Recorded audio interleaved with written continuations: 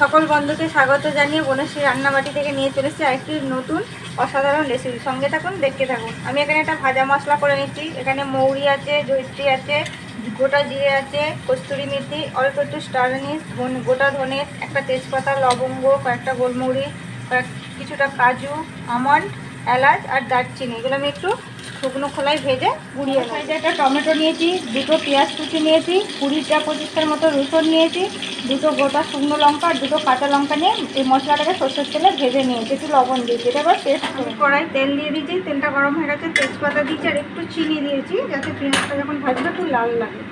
ছোটো ছোটো করে পেঁয়াজ কুচিয়ে রেখেছি, দুটো ওটা দিয়ে দিলাম। অল্প পরিমাণ লবণ, পেঁয়াজটাকে আমি ঢাকা দিয়ে ভালোভাবে ভেজে নেব। আধ ভাজা হয়ে গেছে, কয়েক গোটা গরম মশলা দিয়ে দিলাম। আমি এই চিকেনটা দিয়ে দিচ্ছি, জল ঝরানো ছিল, ধুয়ে পরিষ্কার করে সব মাংসটা দিয়ে একসাথে পেঁয়াজের সাথে ভালোভাবে নাড়বো। তারপর মশলাগুলো,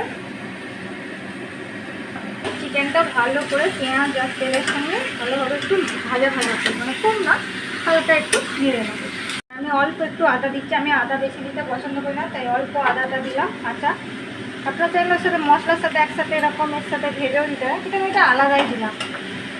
অল্প পরিমাণে হলুদ গুঁড়ো দিয়ে দিলাম, লঙ্কা গুঁড়ো আর কাশ্মীরি লঙ্কা গুঁড়ো দিয়ে দিলাম, অনুযায়ী লবণটা দিয়ে দিলাম, চিনিটা। লঙ্কা হলুদ দেওয়ার পর এরকম মাংসটা তেল ছেড়ে আসবে, তারপরে যে ভেজে রাখা পেস্টটা দিয়ে দিলাম। এটাকে দিয়ে ভালো করে কষাবো। মশলাটা কষানো হয়ে গেছে, এবার টক দইটা আমি দিয়ে দেবো। এখানে 2 চামচ মতো বড় চামচের টক দই আছে, সেটা দিয়ে দেবো। মাছটা এখন একটু কম রাখবো। এবার এটাকে দিয়ে ভালো করে কষিয়ে নেবো। এখানে এই যে মশলাটা গুঁড়িয়ে নিয়েছিলাম, গরম মশলা, কাজু, এটা আমি 2 চামচ মতো দিয়ে দেবো। চিকেনের গা থেকে তেলটা ছেড়ে এসছে, দই দেওয়ার পর এটা 2 চামচ দিয়ে দিলাম। এখন কষাবো। মাংসটা যত ভালো কষানো হবে তত এর স্বাদটা বেরিয়ে আসবে। এটা আরও 5-6 মিনিট ধরে ভালোভাবে কষতে হবে। মাংসটার ভেতরে সব মশলাগুলো একসাথে ঢুকবে, তাই জন্য জল দেবেন না, এটা শুধু ধিমি আঁচে কষাতে হবে। ঠিক এরকম তেলটা ছেড়ে আসবে, তখন আমি কিছুটা গরম জল করে রেখেছি দিয়ে দেবো। এখন 4টে কাঁচা লঙ্কা চেরা দিয়ে দিলাম। এই দেখুন বন্ধুরা, কত সুন্দর হয়েছে। এইভাবে একবার করে দেখবেন অবশ্যই। এটা আমি নিজে থেকে বানিয়েছি, তাই নিজে থেকেই নাম দিচ্ছি আরিয়া রাও চিকেন কারি। আর এখানে আমি গরম জল করে রেখেছি, এই গরম জলটা দিয়ে দিচ্ছি। আমার মাংসটা দিয়ে হয়ে গেছে।